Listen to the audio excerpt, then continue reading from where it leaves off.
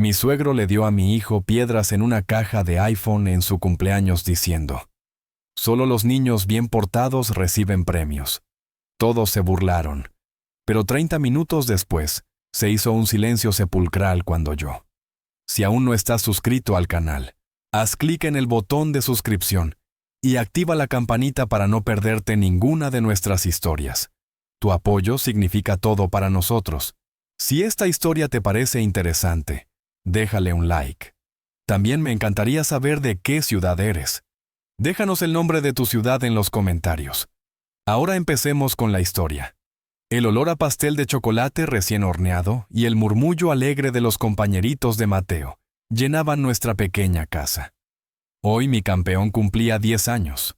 Una década de sonrisas, de raspones en las rodillas y de un amor que me desbordaba el pecho. Había inflado globos hasta que mis dedos quedaron adoloridos, y Sofía, mi esposa, terminaba de arreglar la mesa con los pequeños detalles que a Mateo tanto le gustaban. Nuestro hogar era modesto, sí, pero cada rincón estaba impregnado del calor de una familia que se quería, o al menos eso intentaba creer yo. La atención, sin embargo, era un invitado no deseado que siempre llegaba puntual. Hoy no sería la excepción. En cualquier momento aparecerían mis suegros, don Armando y doña Isabel, probablemente acompañados de mis cuñados, Ricardo, el eterno mantenido con aires de empresario, y Elena, cuya lengua afilada parecía tener vida propia. Un escalofrío me recorrió la espalda solo de pensarlo. Don Armando, ese hombre era una espina clavada en mi costado desde el día que Sofía me presentó como su novio. Para él yo nunca había sido suficiente. Mi trabajo como ingeniero en una empresa mediana, mi auto de segunda mano, mi negativa rotunda a integrarme a sus negocios familiares de dudosa reputación. Todo en mí parecía ofender su sentido de superioridad y sus estándares de lo que un hombre de verdad debía ser. Recuerdo claramente, como si fuera ayer, la comida en la que con una sonrisa condescendiente me ofreció un puesto de gerente en una de sus empresas fantasma, solo para después reírse en mi cara cuando decliné, diciendo que prefería ganarme la vida honradamente, aunque fuera con menos ceros en la cuenta. Sofía, a mi lado, se había encogido, incapaz de enfrentarlo. «Carlos, por favor», me susurró Sofía mientras acomodaba una serpentina. Sus ojos suplicantes, «solo hoy. Aguanta vara por Mateo. Sí, no dejes que papá arruine su día». Asentí forzando una sonrisa. Siempre era lo mismo, aguantar vara. Pero, ¿hasta cuándo? Hasta que la vara se rompiera y nos lastimara a todos. El timbre sonó, y con él llegó Javier, mi compadre, mi hermano del alma. Entró con una sonrisa genuina y un abrazo para Mateo que casi lo tumba. Javier era mi ancla a tierra, el único que parecía entender la dinámica tóxica de mi familia política sin juzgarme. Tenía esa chispa en los ojos, una mezcla de inteligencia y picardía y una lealtad a toda prueba. Mientras ayudaba a Mateo con uno de sus regalos, su mirada se cruzó con la mía por un instante y supe que él también sentía la calma que precede a la tormenta. «¿Todo bien, campeón?», le preguntó a Mateo y luego, dirigiéndose a mí en voz más baja mientras Sofía iba por más refrescos, añadió: «¿Listos para el huracán, Armando?». Solté una risita nervosa. «Nunca se está listo, mi buen Javier, pero aquí estamos al pie del cañón». La llegada de mi suegro siempre era un espectáculo. Don Armando solía entrar como si estuviera inspeccionando una de sus propiedades con doña Isabel un paso detrás, asintiendo a cada una de sus sentencias. Ricardo probablemente vendría presumiendo algún nuevo artilugio tecnológico pagado con quién sabe qué dinero. Y Elena, bueno, Elena encontraría algo que criticar antes, incluso de cruzar el umbral. Y yo, como siempre, tendría que tragarme mi orgullo, sonreír y pretender que sus comentarios mordaces eran simples ocurrencias de un suegro preocupado por el futuro de su hija y su nieto. Pero hoy algo en el aire se sentía diferente, más pesado. Quizás era solo mi imaginación, o quizás, solo quizás el día en que la vara finalmente se rompería estaba más cerca de lo que pensaba. El timbre volvió a sonar, esta vez con la estridencia que anunciaba su llegada. Don Armando entró pavoneándose, su traje impecable gritando dinero y arrogancia. Detrás, doña Isabel con una sonrisa forzada y la mirada agudiza de quien prefiere no ver para no sufrir. Ricardo venía pegado a su celular, apenas levantando la vista, y Elena nos dedicó una de esas miradas de arriba a abajo que te hacían sentir como un insecto. Mateo campeón. Feliz cumpleaños, bramó don Armando, su vozarrón llenando nuestra pequeña sala. Avanzó hacia mi hijo y con un gesto teatral le entregó una caja grande y elegante, con el logo inconfundible de la manzana mordida. Los ojos de Mateo se iluminaron como dos faros. Llevaba meses hablando del nuevo iPhone, viendo reseñas en YouTube, soñando con él. Yo le había dicho que ahorraríamos, que quizás para Navidad, pero ver la caja allí en manos de su abuelo era una sorpresa mayúscula. «¡Abuelo, no puede ser!», exclamó Mateo, su vocecita temblando de emoción. Es de verdad». «Ábrelo, ábrelo, muchacho», dijo don Armando con una sonrisa que no me gustó nada. Había un brillo extraño en sus ojos, una anticipación cruel. Todos los niños invitados se arremolinaron alrededor de Mateo. Sofía me miró con una mezcla de sorpresa y algo que parecía esperanza. Quizás, solo quizás su padre estaba intentando un gesto genuino. Yo no estaba tan seguro. Conocía demasiado bien a mi suegro. Mateo rasgó el papel de regalo con manos torpes y ansiosas. Levantó la tapa de la caja blanca, y la sonrisa se congeló en su rostro. Dentro, sobre el espacio diseñado para un teléfono reluciente, había un montón de piedras de río, de esas grises y sin chiste, y un feo trozo de carbón negro y polvoriento. Un silencio denso, casi irrespirable, cayó sobre la habitación. Los amiguitos de Mateo no entendían nada. Mi hijo miró las piedras, luego a su abuelo, con los ojos anegados en una confusión que rápidamente se transformó en una herida profunda. Para que aprendas a obedecer y respetar, Mateo. La voz de don Armando cortó el silencio como un látigo. Los lujos no son para niños respondones que siguen el ejemplo de un padre mediocre como el que te gastas. A ver si con esto se te bajan los humos que te da tu papi, que solo te enseña a hacer un contestón y un bueno para nada. Las palabras cargadas de veneno iban dirigidas a Mateo, pero cada sílaba era una bofetada para mí. Las risas estridentes de don Armando, Ricardo y Elena resonaron en la sala, crueles, desalmadas. Doña Isabel soltó una risita nerviosa bajando la mirada. Algunos de los padres invitados, socios o conocidos de Armando, forzaron sonrisas de compromiso mientras otros desviaban la mirada, visiblemente incómodos, pero cobardemente silenciosos. Mateo rompió a llorar. Un llanto desgarrador de esos que te parten el alma. Dejó caer la caja al suelo, las piedras rodando por la alfombra. Corrió hacia mí y se abrazó a mis piernas, su pequeño cuerpo temblando de sollozos. Sofía estaba pálida como el papel, con la boca entreabierta, incapaz de articular palabra.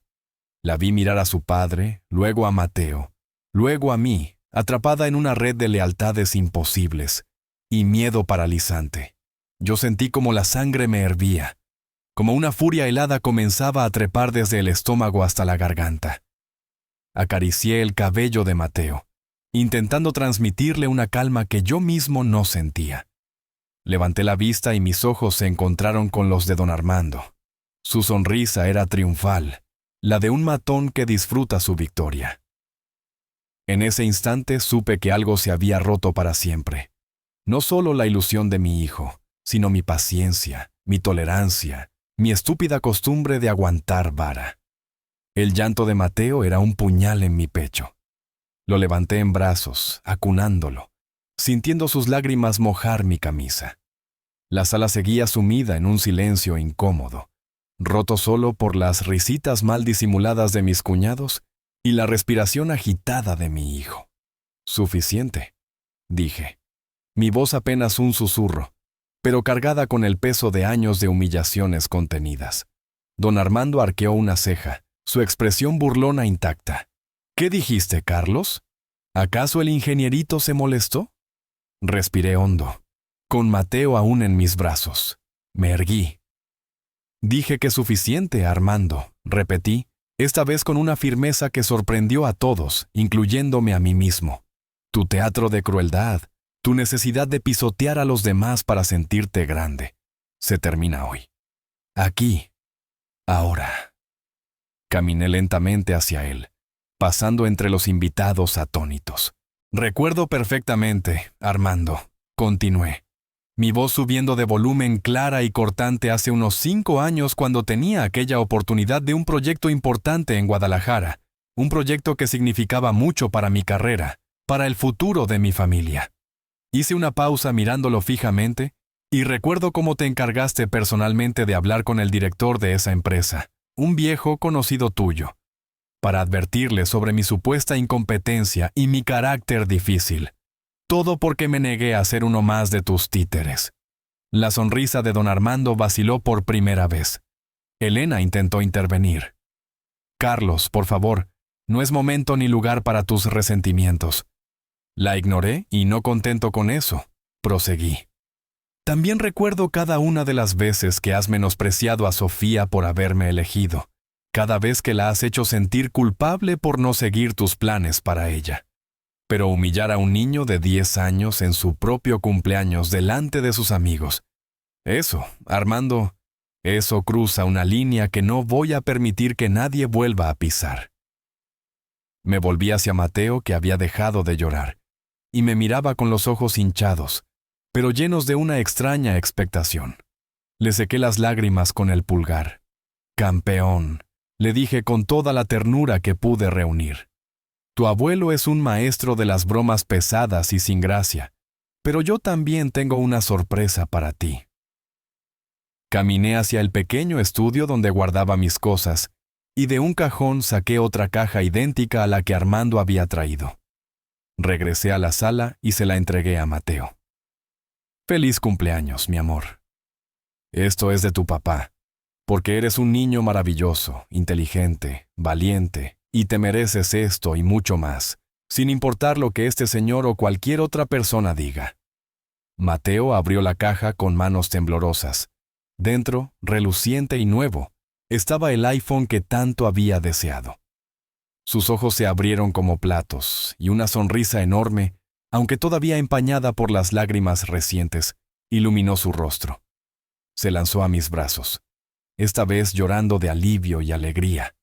Ingenierito sentimental y melodramático, espetó don Armando, rojo de ira, y siempre arruinando todo con tus cursilerías. Sofía, que había permanecido en silencio, finalmente pareció encontrar su voz. Papá, por favor, susurró, pero su intento de mediar fue aplastado por una mirada gélida de su padre, una mirada que la hizo retroceder un paso. Javier, mi compadre, que había estado observando todo con atención, tenía su teléfono en la mano, no de forma ostentosa, pero noté que la luz roja de grabación estaba encendida. Estaba documentando la escena, el regalo cruel, las palabras hirientes de Armando, mi respuesta. Una pequeña sonrisa de satisfacción se dibujó en sus labios cuando nuestros ojos se cruzaron. La guerra apenas comenzaba. La tensión en la sala se podía cortar con un cuchillo. Mateo, aferrado a su nuevo teléfono, se refugió al lado de Sofía, quien lo abrazaba con fuerza, aunque su mirada seguía perdida entre la lealtad a su hijo y el temor ancestral hacia su padre. Don Armando, por su parte, respiraba con dificultad, su rostro congestionado por una ira que luchaba por controlar. Así que ese es tu juego, Carlos Iseo. Su voz destilando veneno. Intentar ponerme en ridículo delante de todos, hacerte el héroe. Mi único juego, Armando, repliqué con calma, aunque por dentro sentía un temblor, es proteger a mi hijo. Algo que tú al parecer olvidaste cómo hacer hace mucho tiempo, si es que alguna vez lo supiste. Saqué un sobremanila de la bolsa de mi saco. Uno que había preparado hacía un par de semanas con la ayuda discreta de un joven abogado que Javier me había recomendado para poner mis papeles en orden. Y ya que estamos en tren de sinceridades y regalos inesperados, continué extendiéndole el sobre. Aquí tengo algo para ti. El primer acto de esta nueva función que tanto te molesta. Don Armando me arrebató el sobre con brusquedad. Lo abrió con dedos torpes sacando los documentos. Sus ojos recorrieron las primeras líneas y su rostro, ya rojo, pareció adquirir un tono púrpura. ¿Qué demonios es esta porquería? Component Placement, gritó agitando los papeles. Es la revocación total e irrevocable del poder notarial que en un momento de estupidez, y presionado por ti y por Sofía, te otorgué para administrar sabiamente el fideicomiso para los estudios universitarios de Mateo. Expliqué con la misma calma gélida. Un fideicomiso que por cierto abrí con el sudor de mi frente, y con mucho esfuerzo, no con dinero heredado ni negocios turbios. Hice una pausa deliberada y como sé que te encanta invertir el dinero ajeno, también te informo que he solicitado formalmente una auditoría exhaustiva de cada movimiento que hiciste en esa cuenta. Quiero ver dónde está cada centavo, Armando. El color abandonó el rostro de don Armando. Incluso Ricardo y Elena dejaron de cuchichear y miraron a su padre con una mezcla de sorpresa y alarma. Doña Isabel llevó una mano a su pecho como si le faltara el aire. «No puedes hacerme esto», balbuceó Armando, su arrogancia comenzando a resquebrajarse. «Ese dinero está bien invertido, yo sé lo que hago». «Eso lo determinará la auditoría», respondí. «Por lo pronto, tus manos ya no tocarán un solo peso que tenga que ver con mi hijo». Se acabó el acceso, Armando. Se acabó tu control. Más tarde esa noche, después de que los invitados se hubieran marchado y Mateo durmiera abrazado a su nuevo teléfono, Javier se quedó a ayudarme a recoger. Sofía estaba en su habitación, sumida en un silencio preocupante. «Primo», me dijo Javier mientras apilaba vasos de plástico, su tono serio. «Hiciste lo correcto con lo del poder, pero conociendo a tu suegro, ese fideicomiso no me da buena espina. Armando siempre ha sido un tiburón para los negocios y no siempre del lado correcto de la ley. Deberíamos revisar bien esos movimientos, no solo con la auditoría oficial que puede tardar. Podríamos encontrar más que solo mal manejo». Me miró fijamente. «Yo te puedo ayudar. Tengo algunos contactos y con mis conocimientos de sistemas podemos rascar donde la auditoría formal quizás no llegue tan rápido». Al principio dudé. Una cosa era revocar un poder. Otra muy distinta era iniciar una caza de brujas contra el padre de mi esposa, por más despreciable que fuera. Pero la imagen de Mateo llorando, la crueldad en los ojos de Armando. «Tienes razón, Javier», asentí finalmente. «Hay que llegar al fondo de esto». Por Mateo, la semilla de la duda, ahora regada con la determinación de un padre herido, comenzaba a germinar. Los días siguientes a la fiesta fueron extrañamente silenciosos. Don Armando y su familia no dieron señales de vida, ni una llamada, ni un mensaje. Sofía caminaba por la casa como un fantasma, dividida entre la lealtad filial y la creciente certeza de que su padre había cruzado demasiadas líneas. Intenté hablar con ella, explicarle que mis acciones no eran un ataque contra ella, sino una defensa necesaria para nuestro hijo. Pero sus respuestas eran monosilábicas, su mirada evasiva. Sabía que estaba sufriendo y eso me dolía, pero no podía dar marcha atrás. Javier y yo nos dedicamos en cuerpo y alma a desentrañar los movimientos del fideicomiso de Mateo.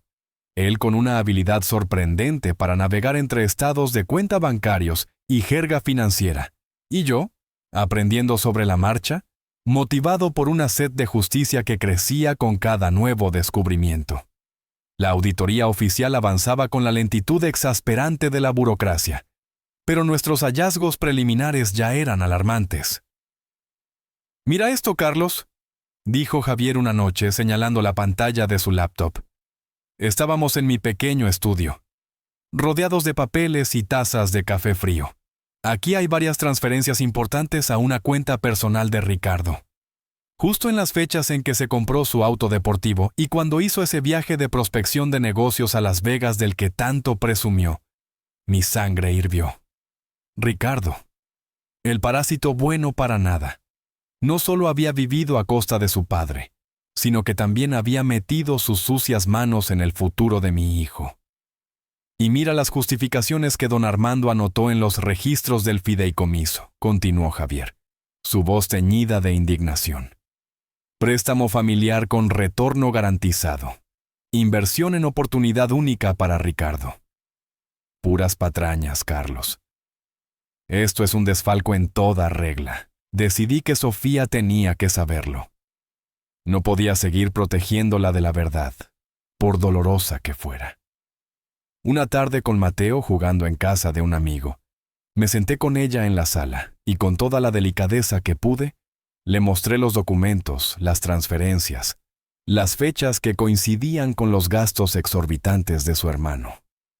Al principio intentó negarlo, defender a Ricardo. Papá ciegamente sabía lo que hacía. Carlos dijo con voz temblorosa. Él siempre nos ha dicho que la familia se apoya, que Ricardo solo necesitaba un empujón para sus emprendimientos. Sofía, mi amor, le dije tomando sus manos frías entre las mías. ¿Qué emprendimientos? ¿Comprar autos de lujo? ¿Viajar por el mundo sin dar un golpe? Esto no es apoyo, es robo.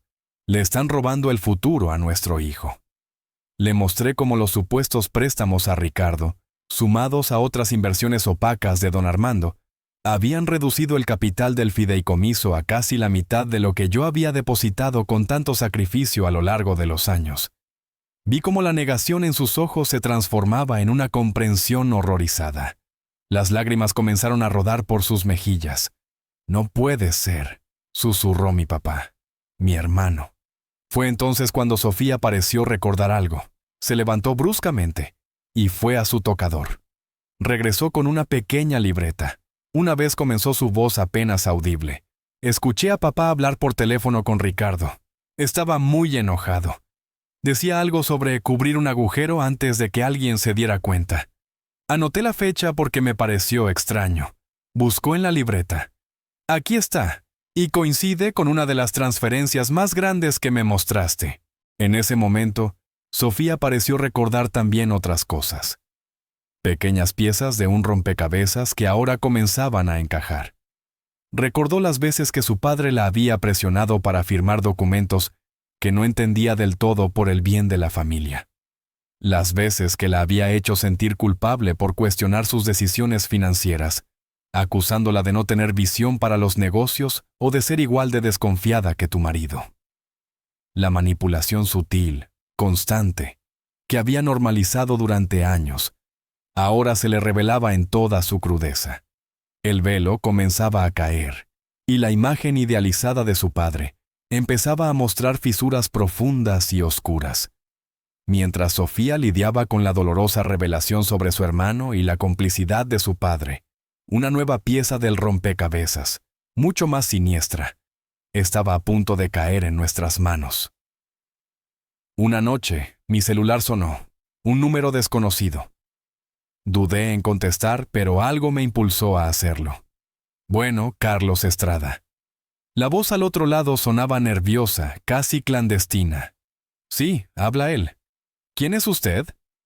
Mi nombre no importa por ahora, dijo el hombre. Solo escúcheme con atención. Trabajé para don Armando Aguirre durante muchos años.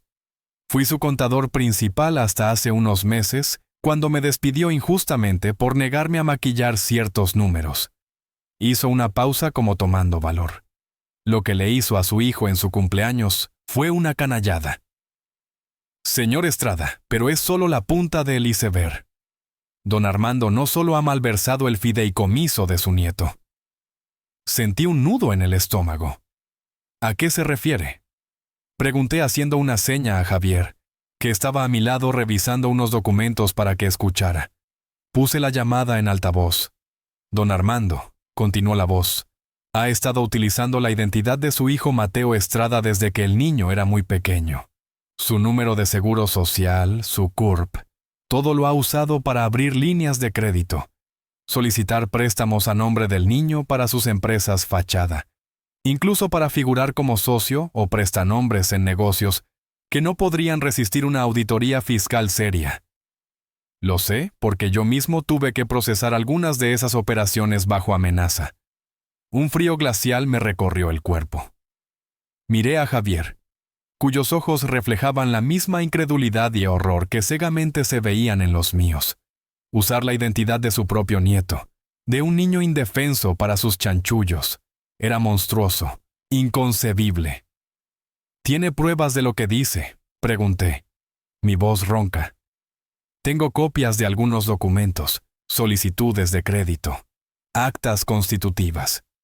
No es mucho porque don Armando es muy cuidadoso, y la mayoría de las cosas las maneja a través de su abogado, el licenciado Gutiérrez, que es más víbora que él. Pero es suficiente para que empiecen a jalar el hilo. Se los puedo hacer llegar de forma anónima si me garantizan discreción. Aún temo por mi seguridad. Le garantizo total discreción, aseguré, y le agradezco profundamente su valentía. El hombre nos dio instrucciones para recoger un paquete en un lugar público y discreto al día siguiente. Colgó, Javier y yo nos quedamos en silencio por un largo rato, procesando la enormidad de lo que acabábamos de escuchar. Esto es mucho más grande de lo que pensábamos, Carlos, dijo Javier finalmente, pasándose una mano por el cabello. Esto ya no es solo un desfalco familiar. Esto es robo de identidad, fraude, delitos federales. Al día siguiente recogimos el paquete tal como nos indicó el misterioso contador Vargas, como decidimos llamarlo.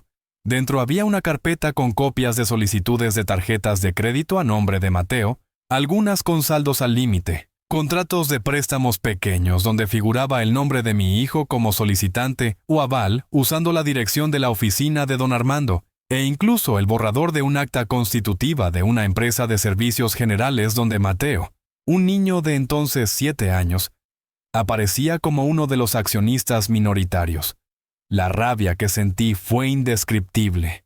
Era una rabia fría, profunda, que se asentó en mis huesos. Ya no se trataba solo de recuperar el dinero de Mateo, ni de una simple venganza por la humillación. Se trataba de proteger a mi hijo de un depredador que llevaba su propia sangre, de limpiar su nombre y su futuro de la suciedad, con la que su abuelo lo había manchado.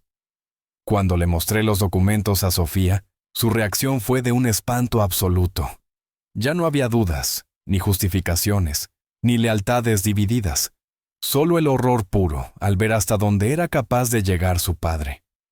Las lágrimas que derramó esa noche no eran solo de dolor, sino también de una furia silenciosa que comenzaba a nacer en ella. La venda había caído por completo. Su padre no era solo un hombre difícil y controlador, era un criminal. Con las pruebas del robo de identidad en nuestras manos, sabíamos que la situación había escalado a un nivel mucho más peligroso y complejo. Ya no podíamos manejar esto solos. Necesitábamos asesoría legal seria y urgente. El joven abogado que nos había ayudado con la revocación del poder era bueno, pero esto requería a alguien con más colmillo, alguien especializado en fraudes financieros. Javier, a través de uno de sus contactos, nos consiguió una cita con la licenciada Jimena Torres, una abogada conocida por su tenacidad y su historial impecable contra peces gordos. Le expusimos todo: la humillación en el cumpleaños, el desfalco del fideicomiso por parte de Ricardo con la venia de Armando y la joya de la corona, el robo de identidad de Mateo. La licenciada Torres escuchó con atención, revisando los documentos que el contador Vargas nos había proporcionado y los que Javier y yo habíamos recopilado. Su rostro se mantuvo impasible, pero sus ojos brillaban con una intensidad que nos dio confianza. Señor Estrada, señor Aguirre, dijo finalmente, lo que tenemos aquí es un caso muy sólido de múltiples delitos: fraude, abuso de confianza, robo de identidad de un menor, posible evasión fiscal y lavado de dinero por parte de su suegro, y complicidad por parte de su cuñado. Esto va para largo y será una batalla dura porque gente como don Armando no se rinde fácilmente. Usarán todos sus recursos y contactos para desacreditarlos e intimidarlos. Mientras tanto, don Armando, quizás intuyendo que algo se movía en su contra o simplemente para reafirmar su dominio, convocó a una reunión familiar urgente en su casa. Su tono en la llamada a Sofía fue imperativo, casi amenazante. Decidimos que era el momento de la confrontación definitiva, pero esta vez iríamos preparados y con el respaldo de nuestra abogada, aunque ella no estaría físicamente presente en esa primera instancia. La mansión de mis suegros nos recibió con su habitual frialdad ostentosa. Don Armando estaba en la cabecera de la enorme mesa de su comedor, flanqueado por Ricardo y Elena. Doña Isabel servía bebidas con manos temblorosas. El ambiente era tenso, casi irrespirable. Bueno, ya que finalmente se dignan a aparecer, comenzó don Armando, sin preámbulos. Quiero que aclaremos de una vez por todas este ridículo malentendido del fideicomiso y las acusaciones infantiles de Carlos. Supongo que ya se te pasó el berrinche, ¿verdad, ingenierito? No es ningún berrinche, Armando, respondí con calma, sacando una copia de los documentos del robo de identidad que el contador Vargas nos dio. Los deslicé sobre la mesa hacia él. Esto es un delito, y tú lo cometiste. Armando miró los papeles con desdén, luego soltó una carcajada. Pero, ¿qué estupidez es esta? ¿De dónde sacaste esta basura? Seguramente son falsificaciones tuyas para intentar extorsionarme. Se volvió hacia Sofía. Hija, ¿te das cuenta del tipo de víbora con el que te casaste? Está intentando destruir a tu familia con mentiras. Pero Sofía ya no era la mujer temerosa y sumisa de antes. La revelación del robo de identidad de Mateo la había transformado. Se levantó, sus ojos brillando con una mezcla de dolor y furia. «Basta». «Papá», su voz sonó firme, clara, resonando en el comedor. «He visto los documentos, he visto las pruebas. Usaste el nombre de mi hijo, de tu propio nieto, para tus porquerías. ¿Cómo pudiste? Es un niño». Don Armando la miró estupefacto. Nunca, en toda su vida, Sofía se había atrevido a enfrentarlo de esa manera. «¡Cállate, Sofía!», rugió. «No sabes lo que dices. Estás siendo manipulada por este muerto de hambre». «No me callo más, papá», gritó ella, las lágrimas corriendo por su rostro. «Durante años he aguantado tus desprecios, tus manipulaciones, tu control. He justificado tus bromas crueles. He intentado mediar. He tragado mi orgullo por mantener una supuesta paz familiar. Pero esto no te lo voy a perdonar nunca. Has puesto en riesgo el futuro de Mateo. Lo has manchado con tu corrupción y me das asco». La palabra asco pareció golpear a don Armando con la fuerza de un puñetazo. Se quedó sin aliento, su rostro contraído en una máscara de furia y sorpresa. Ricardo y Elena intentaron intervenir, pero Sofía los acalló con una mirada. «Desde este momento», continuó Sofía, su voz temblando, pero decidida, «tú ya no eres bienvenido en mi casa. Ya no te acercarás a mi hijo. Y si Carlos decide llevar esto hasta las últimas consecuencias legales, cuenta con todo mi apoyo. Has destruido cualquier lazo que nos unía». Dicho esto, Sofía me tomó de la mano y, sin mirar atrás, salimos de esa casa, dejando a un don Armando lívido, a una doña Isabel sollozando y a unos Ricardo y Elena completamente desconcertados. La guerra válida había sido declarada y esta vez Sofía y yo estábamos en el mismo bando, listos para luchar juntos. Al día siguiente, la confrontación en casa de don Armando, Sofía y yo, acompañados por la licenciada Jimena Torres, acudimos a la Fiscalía Especializada en Delitos Financieros. Presentamos la denuncia formal contra Armando Aguirre y Ricardo Aguirre por los delitos de fraude, administración fraudulenta, robo de identidad de un menor y los que resultaran de la investigación. Entregamos todas las pruebas que habíamos recopilado, los documentos del fideicomiso, las evidencias del robo de identidad proporcionadas por el contador Vargas, las grabaciones del cumpleaños y del intento de soborno. La inspectora Laura Ramírez, una mujer de unos 40 y tantos años, de mirada penetrante y reputación de ser incorruptible, Fue asignada al caso. Nos escuchó con atención, revisó la documentación preliminar y nos aseguró que se realizaría una investigación exhaustiva. Su seriedad y profesionalismo nos dieron un respiro de confianza en medio de la tormenta. Como era de esperarse, don Armando no se quedó de brazos cruzados. Apenas un par de días después de que la Fiscalía le notificara formalmente el inicio de la investigación, comenzó el contraataque. Su abogado, el infame licenciado Octavio Gutiérrez, un personaje conocido en los círculos legales por sus tácticas dilatorias y su habilidad para encontrar recovecos en la ley, nos hizo llegar una notificación amenazándonos con una contrademanda por difamación, daño moral y extorsión si no retirábamos la denuncia infundada contra su cliente. Es la táctica estándar de estos sujetos, nos explicó la licenciada Torres en una reunión. Intentan intimidar, desgastar, no cedan. Tenemos un caso sólido, pero la ofensiva de Armando no se limitó al ámbito legal. Elena, mi cuñada, demostró ser tan víbora como su padre. Utilizando los contactos sociales de la familia y una buena suma de dinero, orquestó una campaña de desprestigio en nuestra contra. Empezaron a aparecer artículos y columnas en periódicos de segunda y en blogs de chismes firmados por un tal Rodrigo Peña, un periodista de dudosa reputación conocido por vender su pluma al mejor postor.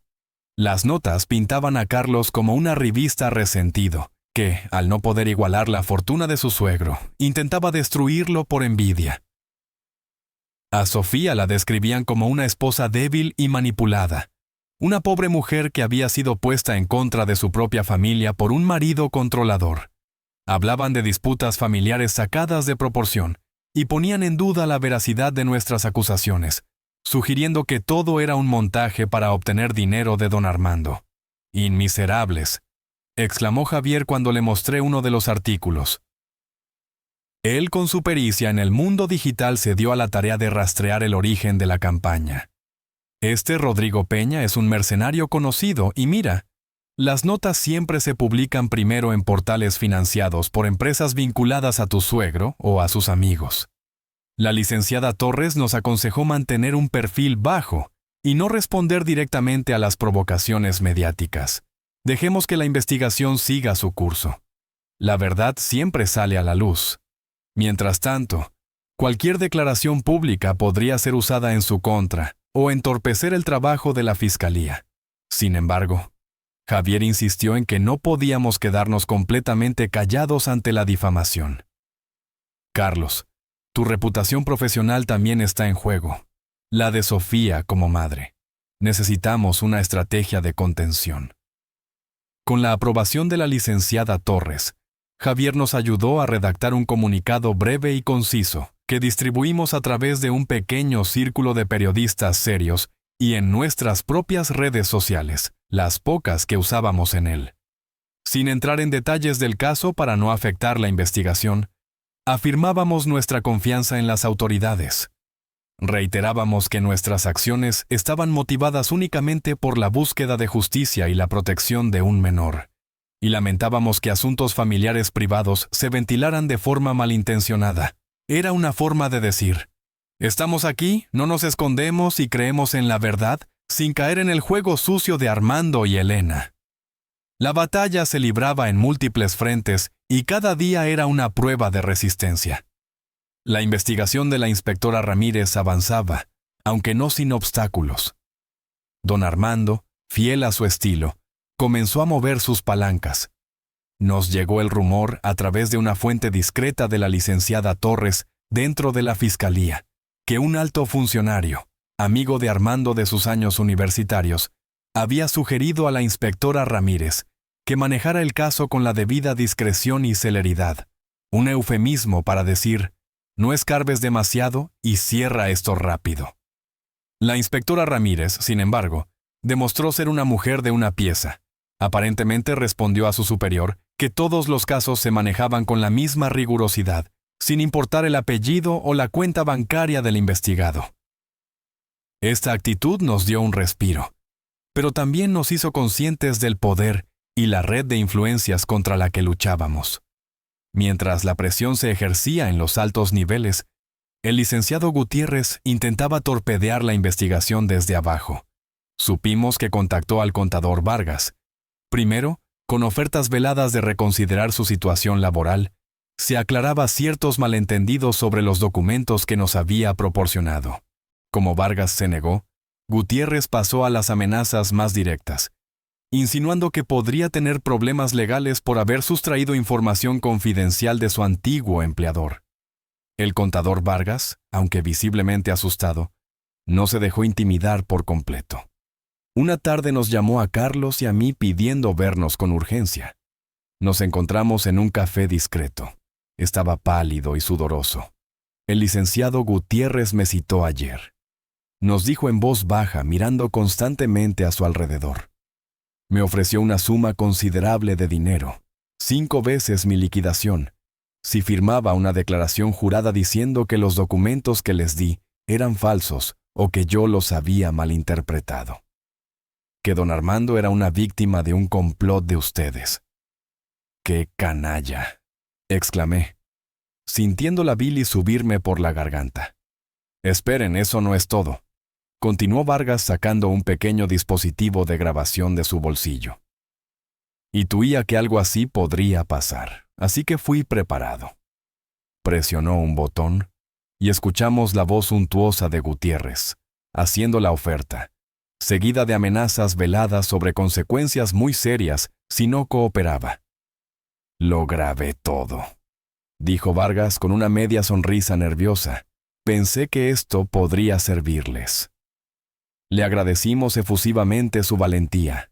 Esa grabación era oro puro. No solo demostraba la culpabilidad de Armando, sino que añadía un posible cargo de obstrucción a la justicia e intento de soborno. Inmediatamente pusimos la grabación a disposición de la inspectora Ramírez y de nuestra abogada. La reacción de la inspectora fue de una indignación contenida. Esto es exactamente el tipo de arrogancia que hunde a estos sujetos, comentó. Se creen intocables. La presión también comenzaba a hacer mella en el eslabón más débil de la familia Aguirre, Ricardo. Su abogado, un defensor público asignado, ya que sus cuentas habían sido congeladas como parte de la investigación, le estaba pintando un panorama muy negro. Los delitos financieros, especialmente cuando involucraban la malversación de un fideicomiso y la posible complicidad en el robo de identidad de un menor, no eran cosa menor. Empezaron a circular rumores de que Ricardo estaba considerando declararse culpable de algunos cargos y testificar contra su padre a cambio de una sentencia reducida. La casa de naipes que don Armando había construido con tanta arrogancia comenzaba a tambalearse seriamente. Cada intento de Armando por zafarse parecía enredarlo más en su propia red de corrupción. Después de meses de investigaciones, recolección de pruebas y tácticas dilatorias por parte del licenciado Gutiérrez, finalmente se fijó la fecha para el juicio oral contra Armando Aguirre y Ricardo Aguirre. La expectación era máxima. El caso, inicialmente tratado con discreción, se había filtrado a medios de comunicación más serios, y la historia de un abuelo defraudando a su propio nieto había tocado una fibra sensible en la opinión pública. La sala del juzgado estaba abarrotada el primer día. Periodistas curiosos y algunos viejos amigos de Armando, que ahora lo miraban con una mezcla de morbo y desprecio. Nosotros, Sofía y yo, llegamos acompañados por la licenciada Torres y Javier, quien había sido un pilar durante todo este proceso. Ver a don Armando sentado en el banquillo de los acusados, su rostro pálido y sus ojos hundidos, desprovistos de su habitual arrogancia, me produjo una extraña mezcla de satisfacción y tristeza. Satisfacción por ver que la justicia, aunque lenta, parecía estar llegando. Tristeza por Sofía por el dolor que todo esto le causaba a pesar de su firmeza. El fiscal, un hombre joven pero incisivo, presentó el caso con una claridad demoledora.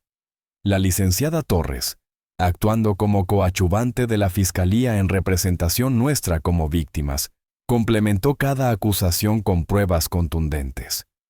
Mi testimonio fue el primero. Narré los hechos del cumpleaños de Mateo, la humillación, el descubrimiento del desfalco del fideicomiso y, finalmente, el robo de identidad. Intenté mantenerme sereno, objetivo, apegado a los hechos, aunque revivirlo todo fue doloroso. El licenciado Gutiérrez intentó desacreditarme en el contrainterrogatorio, pintándome como un yerno resentido y ambicioso, pero sus preguntas capciosas y sus insinuaciones se estrellaron contra la solidez de las pruebas que ya obraban en el expediente. El testimonio de Sofía fue uno de los momentos más emotivos del juicio.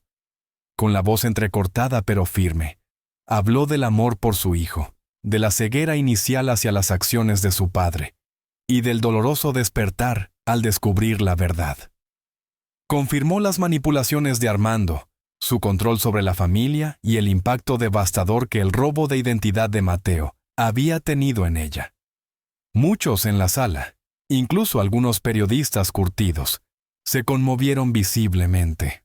El contador Vargas subió al estrado y con una calma sorprendente, detalló las prácticas fraudulentas de don Armando, cómo utilizaba la identidad de Mateo y otras artimañas para sus negocios. Presentó la grabación del intento de soborno por parte del licenciado Gutiérrez, lo que provocó un murmullo de indignación en la sala y una amonestación del juez hacia el abogado defensor.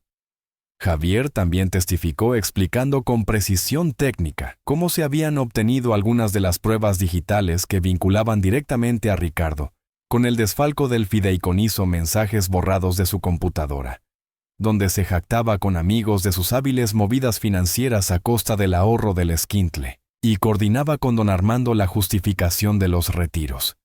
Pero el golpe de gracia vino de Ricardo. Tal como se rumoreaba, había llegado a un acuerdo con la fiscalía. Subió al estrado visiblemente nervioso, evitando la mirada de su padre. En un testimonio que duró varias horas, detalló con lujo de detalles cómo don Armando lo había instruido para retirar fondos del fideicomiso de Mateo. Cómo su padre había orquestado todo el esquema del robo de identidad, usando a Mateo como prestanombres, y cómo lo había manipulado durante años, haciéndolo cómplice de sus delitos. La traición de su propio hijo pareció ser el golpe final para don Armando. Se hundió en su silla, su rostro una máscara de incredulidad y derrota. Cuando le tocó declarar a don Armando, su arrogancia había desaparecido por completo. Intentó victimizarse alegando errores administrativos, malos entendidos, y culpando a asesores incompetentes, e incluso a la ambición desmedida de Carlos. Sus respuestas eran evasivas, contradictorias. El fiscal lo acorraló con preguntas precisas, confrontándolo con las pruebas y los testimonios. Cada mentira quedaba expuesta. Cada intento de justificación se desmoronaba. El patriarca todopoderoso se había convertido en un anciano asustado y patético. La caída era inminente. Después de varias semanas de audiencias intensas, presentación de pruebas y testimonios desgarradores, el juicio llegó a su fin. La sala estaba en completo silencio mientras el juez leía los considerandos finales antes de emitir el veredicto.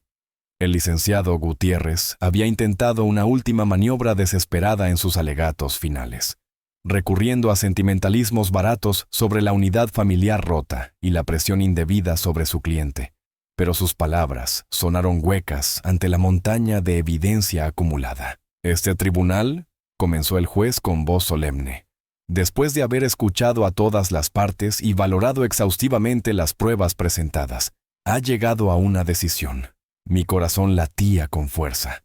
Tomé la mano de Sofía, quien temblaba ligeramente a mi lado. Javier nos puso una mano en el hombro a cada uno en señal de apoyo. En cuanto al ciudadano Armando Aguirre Montes, continúa el juez, se le encuentra culpable de los delitos de fraude, administración fraudulenta en perjuicio de un menor, robo de identidad equiparado y uso de documentos falsos. Se le condena a una pena de 15 años de prisión y al pago de una multa equivalente a 3 veces el monto defraudado, además de la reparación integral del daño moral causado a las víctimas. Un jadeo colectivo recorrió la sala. 15 años. Era una sentencia severa, ejemplar. Don Armando pareció encogerse aún más en su asiento. su rostro completamente desencajado. Elena, sentada unas filas más atrás, soltó un «soy ahogado». En cuanto al ciudadano Ricardo Aguirre de la Fuente, prosiguió el juez, considerando su cooperación con la fiscalía y su testimonio, pero sin eximirlo de su responsabilidad como cómplice. Se le encuentra culpable del delito de administración fraudulenta y complicidad en robo de identidad. Se le condena a una pena de 5 años de prisión y al pago solidario con el sentenciado Armando Aguirre de la reparación del daño. Ricardo cerró los ojos resignado. Aunque su condena era menor, la prisión era inevitable. El juez también ordenó que se investigara hasta a Elena Aguirre por posible perjurio durante una declaración preliminar y por su participación en la campaña de difamación, y que se notificara al Colegio de Abogados sobre la conducta del licenciado Gutiérrez en relación con el intento de soborno al contador Vargas para las sanciones disciplinarias correspondientes. La justicia había sido implacable y abarcadora. Al escuchar el veredicto, sentí una oleada de emociones encontradas. Alivio porque la pesadilla había terminado y se había hecho justicia. Cansancio por la larga y agotadora batalla legal y emocional, y una punzada de tristeza, no por Armando, sino por el dolor que veía en los ojos de Sofía, a pesar de su entereza. Destruir al hombre que alguna vez fue su padre, por necesario que fuera, dejaba cicatrices imborrables. Cuando salimos del juzgado, una nube de periodistas nos rodeó. La licenciada Torres hizo una breve declaración agradeciendo al tribunal y a la fiscalía su trabajo y reiterando nuestra petición de respeto a la privacidad de nuestra familia, especialmente de nuestro hijo Mateo. Nos alejamos de allí, sintiendo que un capítulo oscuro de nuestras vidas se cerraba. La caída del patriarca había sido total y pública. El imperio de humo y arrogancia de don Armando se había desmoronado. Sabíamos que vendrían apelaciones y más arduas legales por parte de Gutiérrez, pero la sentencia era un golpe demoledor del que difícilmente se recuperaría. Esa noche en casa, después de que Mateo se durmiera tranquilo por primera vez en mucho tiempo, Sofía y yo nos abrazamos largamente en silencio. No había palabras para expresar la mezcla de agotamiento y liberación que sentíamos. La justicia se había alcanzado, pero el camino para sanar las heridas apenas comenzaba. Los meses que siguieron al veredicto fueron de una calma extraña, casi desconocida. Apelaciones fueron y vinieron, pero la sentencia contra don Armando y Ricardo se mantuvo firme. El imperio Aguirre se desmoronó como un castillo de naipes, propiedades embargadas para cubrir las multas y la reparación del daño, cuentas congeladas, el buen nombre familiar arrastrado por el lodo de los titulares. Decidimos que necesitábamos un cambio de aires radical. Con el dinero que logramos recuperar del fideicomiso de Mateo y una parte de la reparación del daño, compramos una casa más pequeña en Querétaro, una ciudad tranquila. Lejos del bullicio y los malos recuerdos de la Ciudad de México, yo conseguí un puesto como jefe de proyectos en una constructora local que valoraba mi experiencia y, sobre todo, mi integridad. Sofía, liberada del yugo opresor de su familia, decidió retomar sus estudios de diseño gráfico, una pasión que había sacrificado en el altar de las expectativas paternas. Mateo fue quien mejor se adaptó, aunque el trauma de la humillación y el escándalo familiar requirieron algunas sesiones de terapia. La estabilidad y el amor incondicional que le ofrecimos sobraron maravillas. Hizo nuevos amigos en la escuela, descubrió el baloncesto y recuperó la alegría y la confianza que su abuelo le había intentado arrebatar. Verlo sonreír sin sombras en la mirada era nuestra mayor recompensa. Javier, nuestro leal amigo, nos visitaba con frecuencia, nos mantenía al tanto con discreción de las últimas noticias del clan Aguirre. Ricardo cumplía su condena en un reclusorio de mediana seguridad, trabajando en la biblioteca para reducir su tiempo.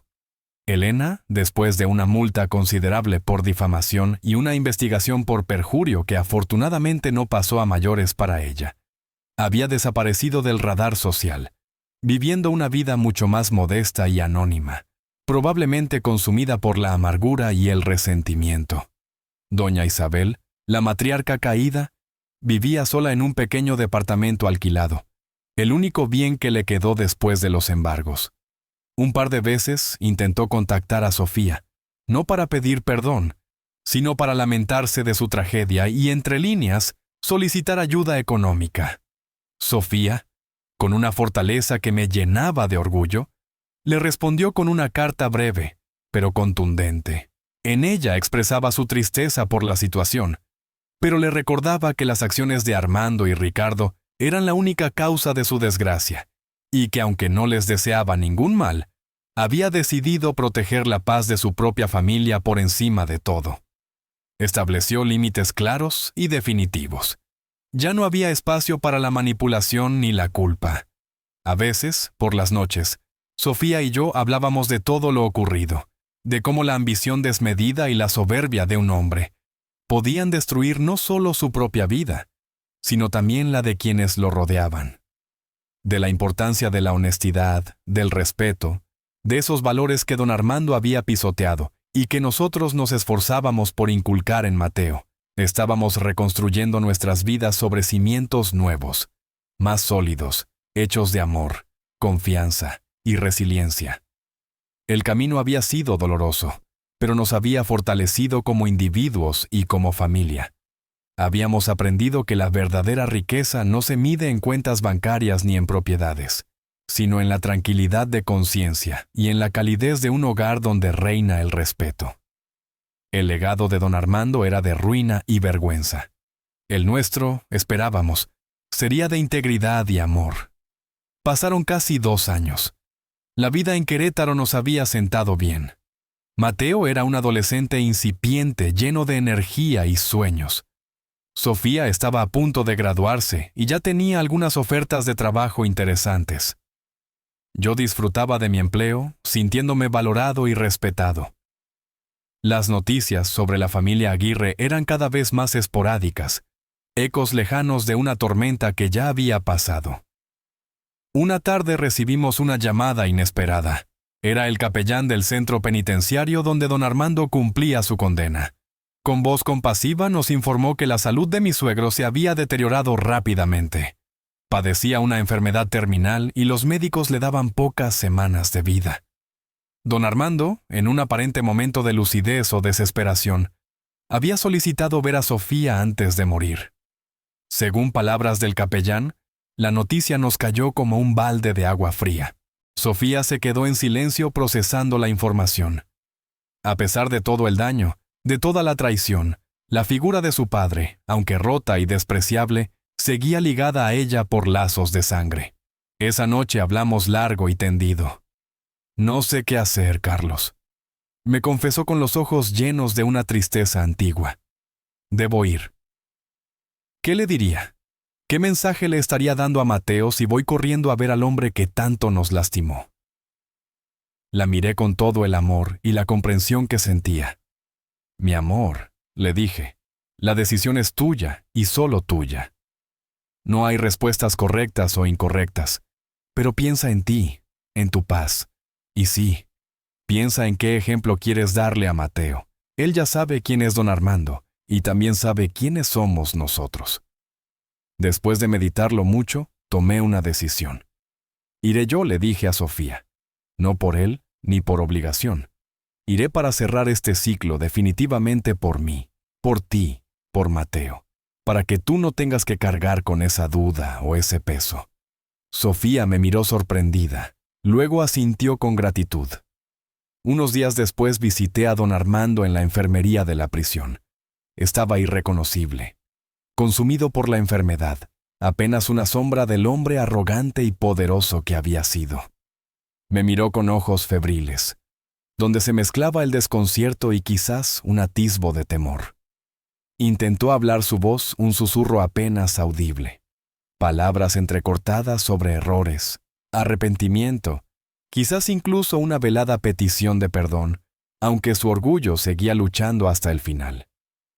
No había sinceridad en sus palabras, solo el miedo de un hombre enfrentando su propia mortalidad. Lo escuché en silencio, sin interrumpirlo. Cuando terminó o cuando sus fuerzas lo abandonaron, simplemente le dije con calma, sin rencor, pero sin un ápice de compasión fingida. Usted eligió su camino hace mucho tiempo. Armando tomó decisiones que lastimaron profundamente a mucha gente, especialmente a su propia familia, a su nieto.